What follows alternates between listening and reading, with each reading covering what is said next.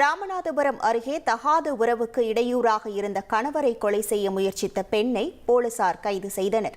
ராமநாதபுரம் மாவட்டம் தெற்கு கும்பரம் பகுதியைச் சேர்ந்த லட்சுமணன் என்பவரது மனைவி ஈஸ்வரி.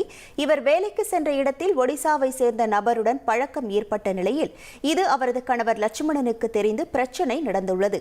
அதன் தொடர்ச்சியாக கள்ளக்காதலனோடு சேர்ந்து கணவரை கொலை செய்ய முடிவு செய்த ஈஸ்வரி கௌதம் என்பவரிடம் 70,000 ரூபாய் முன்பணம் கொடுத்துள்ளார்.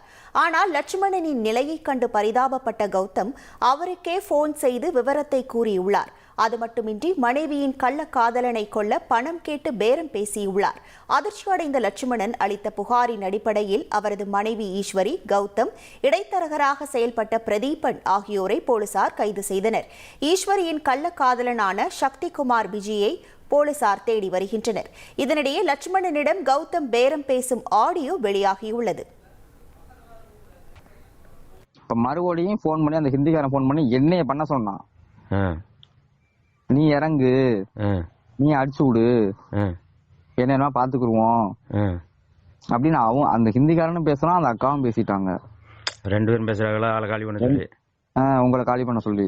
சரி, நான் இல்லாம வேற ஒரு டீம், அவங்க அந்த ஹிந்திக்காரன் கூட வேற பழக்கவழக்கத்துல அவன் கஞ்சா கேஸ்ல எல்லா இடத்துலயும் மாட்டினவனா. ஆமா ஆமா, அந்த மாதிரி போய் பண்றதுக்கு எவ்வளவு நேரம் ஆக போகுது?